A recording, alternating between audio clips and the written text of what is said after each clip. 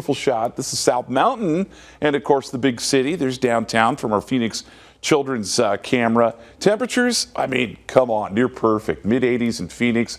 We're sitting at 61 degrees out there in Prescott, 63 in Sedona, and temperatures in the upper 50s in Payson. Want to show you what's going on here because we've got that winter storm watch later on Saturday, and it's going to last through Monday morning.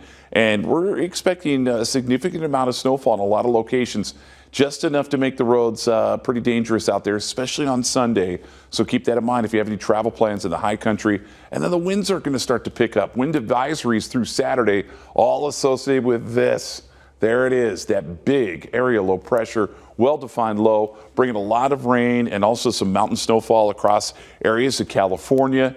And here's where it heads, folks, right towards us. There's Saturday afternoon, starting to see some showers out along the California-Arizona border. And then boom, on Sunday, definitely bringing us some rain and some mountain snowfall. And here's the forecast. Look at Easter Sunday. This is crazy. Temps only in the mid-60s.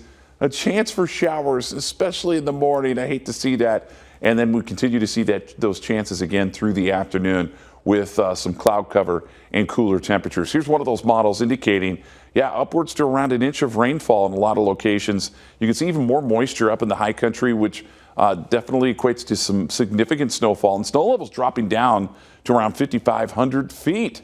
So definitely some slick roads expected. Your day in detail. One more day with temps in the 80s. That's for your Saturday. And then look what happens Sunday. Boy, temperatures drop 20 degrees. 64 for a high on Sunday, 65 on Monday.